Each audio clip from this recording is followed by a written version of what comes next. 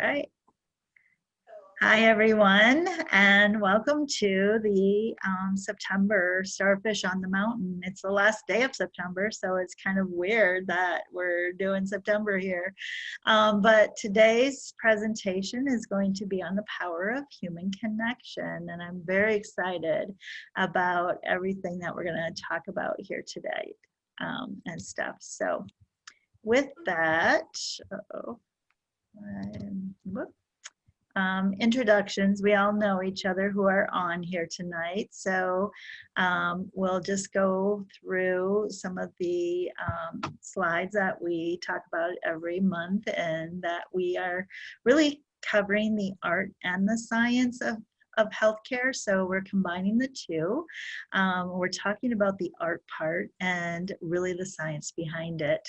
And so sharing experiences and helping each other along the way, and just want you to know that this is a safe place, mutually supportive of each other, and that's our goal, is to support each other, and everything is to remain confidential that we talk about. And so we started this practice last month, that we will give a short presentation, and then we will have discussion that will not be recorded after the presentation. So just wanted to start off also with kind of our foundation of the Starfish on the Mountain and kind of our story. And so the story started, I just became fixated on the starfish story, which was written by Lauren Isley, actually in the 1960s, where one man was walking along the beach when he noticed a boy picking up and gently throwing things into the ocean. And there was the man approached the boy and said, "Young man, what are you doing?" And the boy replied, "I'm throwing starfish back into the ocean. The surf is up and the tide is going out. And if I don't throw them back, they'll die." And the man laughed to himself and he says, "Do you realize that there's miles and miles of beach and hundreds of starfish? You can't hardly make a difference." And after listening politely, the boy bent down, picked up another starfish, and threw it into the surf. And then, smiling at the man, he says, "There, I made a difference to that one." And that's our goal, is really, if we only make a difference in one person at a time, eventually it creates this ripple effect. And then the mountain part of Starfish on the Mountain is just basically reaching those peaks. And we can do that together. And what a better time during the all of the crises that we're going through, to help each other. And I really found this quote and really loved it. So people don't decide to become extraordinary, they decide to accomplish extraordinary things. And I think that's what each one of us has the goal of accomplishing. And so just one step at a time. And I also found this quote, which I really absolutely loved, because I think it's so pertinent in our virtual world that we're living in right now. So in a world of algorithms, which we use in healthcare all the time, hashtags and followers, know the true importance of human connection. And that's what we're going to talk about tonight. And with that, I want to call everyone's attention to this absolutely awesome website. And I was going to go through it, but we will skip that because I think that you can go together, go on your own and research. But it's actually lifespanresearch.org. And they have lots of different research related on their website. And they tie everything together. And it's related to Harvard's 75-year study, and that's actually close to 80 years now. I was on Harvard's site today and researching all of the different resources that they have. And but it's actually 80 years now, that are close to 80 years, that they have studied an adult lives from teenagers on, and what actually lessons can we learn from these lives as they studied them. And so you'll find it absolutely fascinating. And Dr. Robert Waldinger is the director right now of the Harvard Study of Adult Development. And one of his quotes is, "It turns out that people who are more socially connected to family, to friends, and to community are happier, they're physically healthier, and they live longer than people who are less connected." And how important is that in our society right now? And so with that, I wanted to show you the Dr. Waldinger's, I think I have to share again here. Be honest, do you really want to watch a video that looks like this? There's a good reason why presenters use images and visualizations while We they have talk. an ad Because it's here, so we got to skip the ad. But his TED Talk, which I think is just fascinating. Can you see it? Yeah, yeah, thank you. So healthy and happy as we go through life. If you were going to invest now in your future best self, where would you put your time and your energy? There are lots of answers out there. We're bombarded with images of what's most important in life. The media are filled with stories of people who are rich and famous and building empires at work. We believe those stories. There was a recent survey of millennials asking them what their most important life goals were.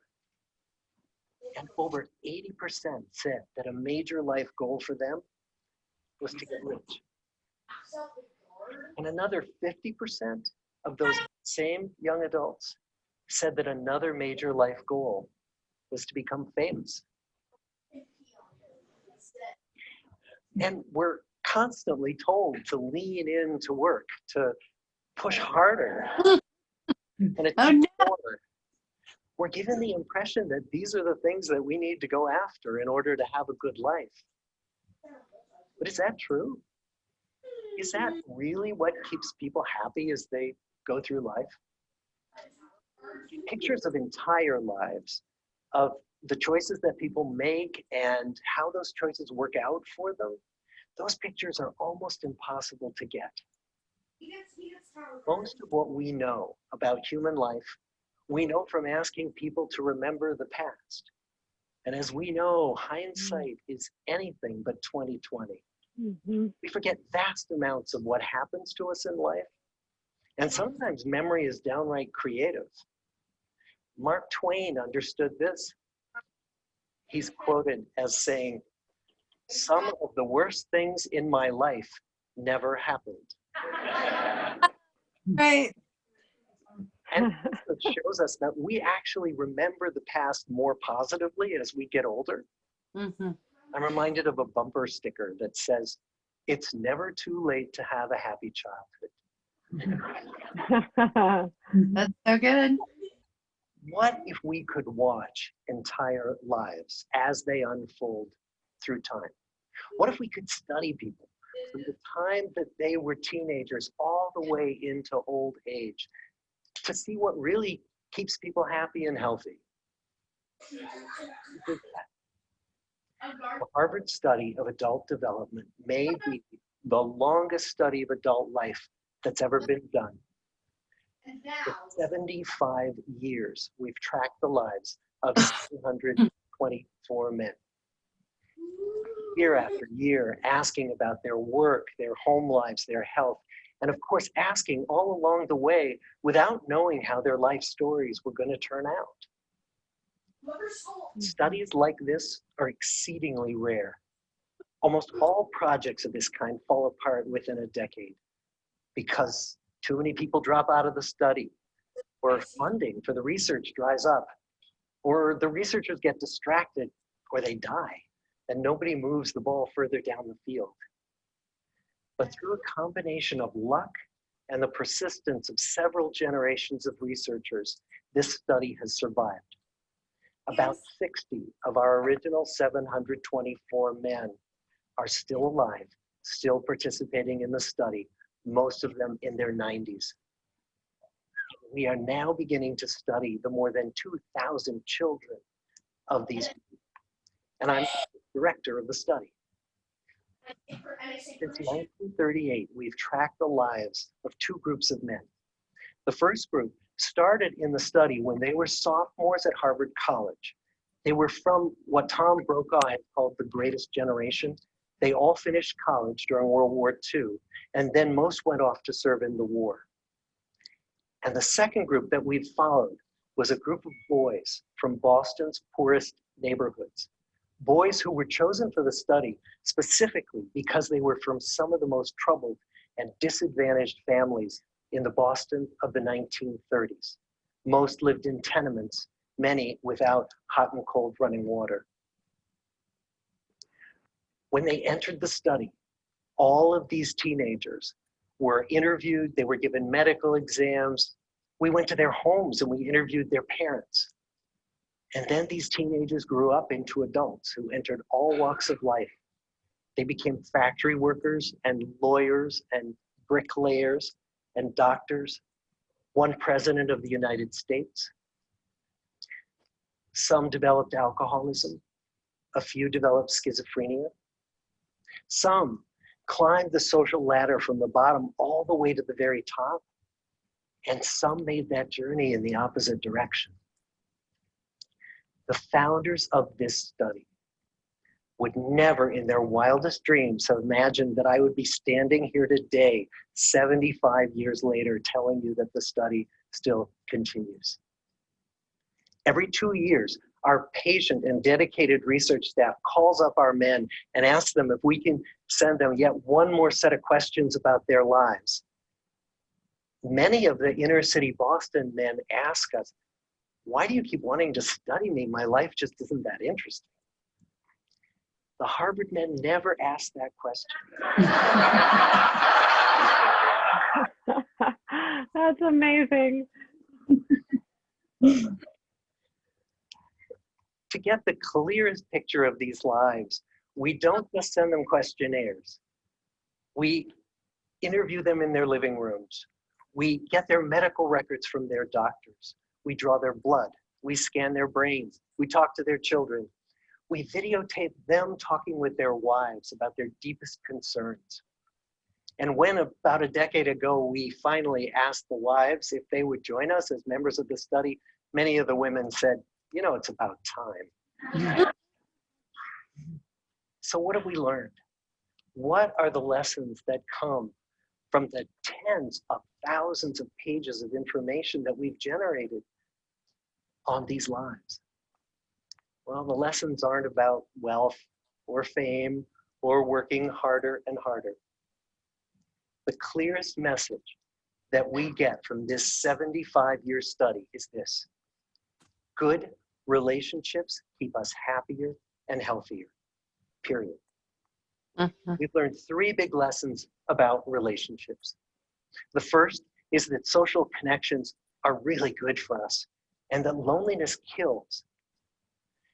It turns out that people who are more socially connected to family, to friends, to community are happier, they're physically healthier, and they live longer than people who are less well connected. And the experience of loneliness turns out to be toxic. People who are more isolated than they want to be from others find that they are less happy, their health declines earlier in midlife, their brain functioning declines sooner, and they live shorter lives than people who are not lonely. And the sad fact is that at any given time, more than 1 in 5 Americans will report that they're lonely.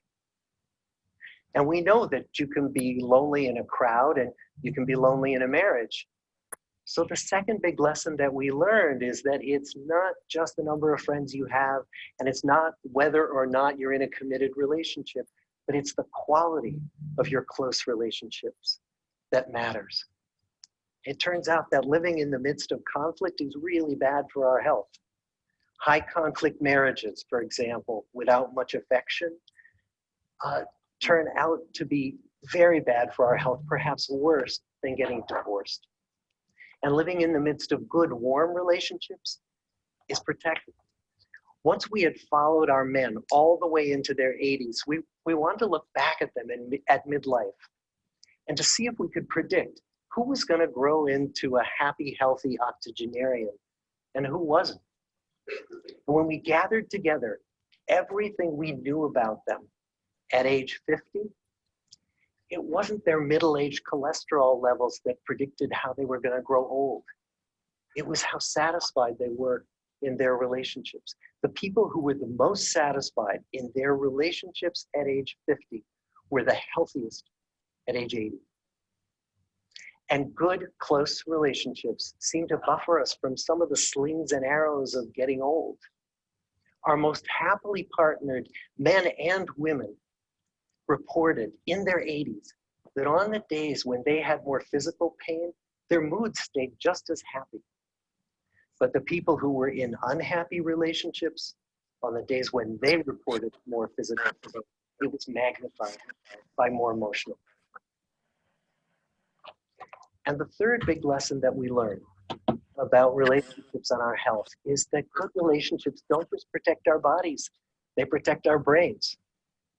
It turns out that being in a securely attached relationship to another person in your 80s is protective. That the people who are in relationships where they really feel they can count on the other person in times of need, those people's memories are both longer. And the people in relationships where they feel they really can't count on another one, those are the people who experience early memory decline. And those good relationships, they don't have to be smooth all the time. Well, Some of our octogenarian couples could bicker with each other day in and day out, but as long as they could really count on the other, those arguments didn't take a toll on their marriages. So, this message that good, close relationships are good for our health and well-being. This is wisdom that's as old as the hills. It's your grandmother's advice and your pastor's. Why is this so hard to get?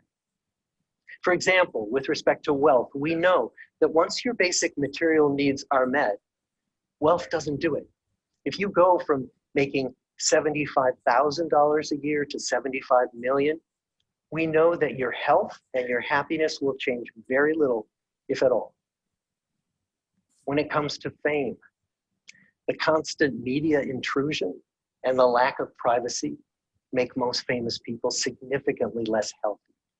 It certainly doesn't keep them happier. And as for working harder and harder, there is that truism that nobody on their deathbed ever wished they had spent more time at the office. Why is this so hard to get and so easy to ignore? Well, we're human. What we'd really like is a quick fix, something we can get that'll make our lives good and keep them that way. Relationships are messy, they're complicated, and the hard work of tending to family and friends, it's not sexy or glamorous. It's also lifelong. It never ends. The people in our 75-year study who were the happiest in retirement were the people who had actively worked to replace workmates with new playmates. Just like the millennials in that recent survey, many of our men, when they were starting out as young adults, really believed that fame and wealth and high achievement were what they needed to go after to have a good life. But over and over these 75 years, our study has shown that the people who fared the best were the people who leaned into relationships with family, with friends, with community. So what about you? Let's say you're 25, or you're 40, or you're 60. What might leaning into relationships even look like? Well, the possibilities are practically endless. It might be something as simple as replacing screen time with people time. or livening up a stale relationship by doing something new together, long walks or date nights, or reaching out to that family member who you haven't spoken to in years, because those all too common family feuds take a terrible toll on the people who hold the grudges. I'd like to close with another quote from Mark Twain. More than a century ago, he was looking back on his life, and he wrote this: "There isn't time, so brief is life, for bickerings, apologies, heartburnings, callings to account. There is only time for loving, and but an instant, so to speak, for that. The good life is built with good relationships, and that's an idea worth spreading." Thank you. Oh, that was so good. Isn't that awesome? I love Yeah. that. Yeah, So good. I absolutely loved that the first time that I saw it, and I have watched it over and over and over again. So, and welcome, Anne Marie. Glad that you were able Anne-Marie. to. Glad you're able to join us. I apologize. I think my is not playing well with technology, meaning Zoom and other things like that. So I apologize. Not a problem. Yeah. So I'll send out the PowerPoint afterwards, and then you can click on the link and watch the video. So that would be great. Yeah. So with that, I just wanted to share, with the recent story with my dad, because I really the words just really felt true to us, and I cannot tell you how many times that you would not believe what my dad had been through all his life. He had so many chronic ailments and everything, from congestive heart failure to diabetes to kidney problems, and he survived what we thought was cancer once, and they gave him 2% chance to live, and he totally survived through that surgery. Then about probably 10 years ago, he had what was called a colorectal fistula. And so he had, it was a hole between his bladder and his rectum. And he found it through peeing air, and then had, like urinary tract infection after urinary tract infection, and ended up having to have an ileostomy and major surgery. They coded him 4 times through that surgery. And he made it. He totally made it. And we used to laugh all the time whenever he was admitted. They would ask him in the emergency department. So if your heart stops and you need to be resuscitated and we need to breathe for you, do you want us to do everything for you? And his answer was always, well, of course, of course, And so I think we have a large family, and it's just, we're really well connected. And I think that is what, all of everything that Dr. Waldinger had said was true about my dad. And then, through everything, he was admitted a couple times after COVID started and everything. But fortunately, he was admitted right before they had stopped allowing patients in the hospital. And so then he was, he recovered, he went home. And then the next time he was admitted, it was right in between, where you could have one visitor. And so Mom, I was there the first day with him because I always have to give the medical history and everything. But then my mom was able to go with him, the rest of the time that he was there at UW Hospital. And, he just fared well every single time. He totally overcame everything. And I think that will to live came from that social connection that Dr. Waldinger had talked about, because my dad was 83 actually when he passed away here. And so in June, though, he wasn't quite as lucky. He was admitted for his congestive heart failure.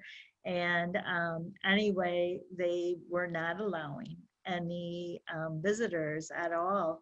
And all of us in the family really totally believe that he just gave up, because he probably didn't understand. He was confused when he was admitted. He also was septic at this time. He had a urinary tract infection from cathing himself, and so he was septic. And so he was very confused when he was admitted, and he didn't pull through the last time.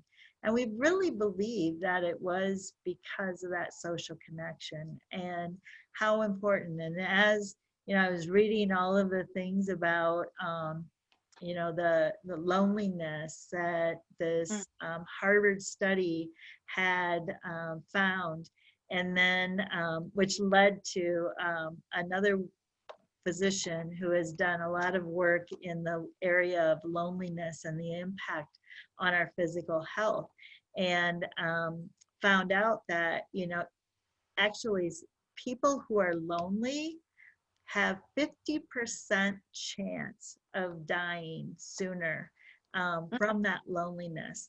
And we think about all of our chronic health problems that we talk about all the time and we're monitoring all the time, our blood pressure, our tobacco cessation, and high cholesterol, all of those things.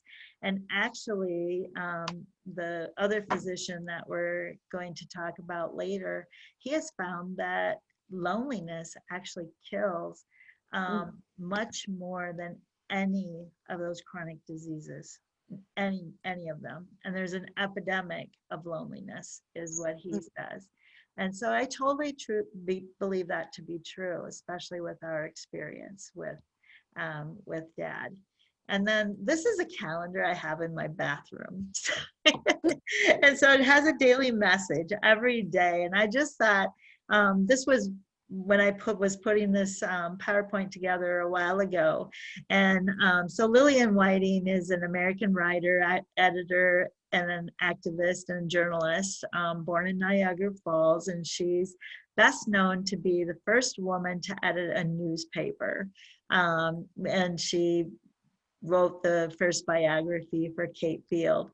And so, but she says that no one can be unhappy who is filled with the interest in the happiness of others. And I totally believe that to be true. And that's really about what we are about in meeting every month here, and how, learning every month how we can help others and help ourselves in the process. Because with all of that. And then, so just to ask these questions, and we can discuss them afterwards, is how can we connect this information, with our own lives, with our health care, and remaining healthy? How can we, use this information to do that, to mentor others and also to help others? And so with that, he used to be my youngest grandson, but I have another one now. But this is Boo Boo. That he will tell you. His real name is Brennan. He's 2. He just turned 2. He didn't want to turn 2. He wanted to stay 1. But he is one of our pride and joy in our lives and stuff, because he's just so comical and stuff. And this is when we went to Wisconsin Dells and we did the miniature golf. And so, but it just shows it. I think he looks lonely in this picture, and I think he needs somebody else in that picture with him, but just the face of loneliness. So our next session is going to be Wednesday, October 28th, which will be the last Wednesday of October. And so the book that I had talked about was Vivek Murthy. He was actually the 19th Surgeon General of the United States. And he talks in his book about how he traveled the world and really did a lot of studying on human connection and the power of human connection. And so we'll continue this next month, this discussion of human connection, and then the healing power, how we can heal other people who are surrounding us just by connection. And so Dr. Murthy actually gives lots of ways in which we can actually do that and connect with each other. So, so join us again next month. And with that, I'm going to stop the recording, and we will then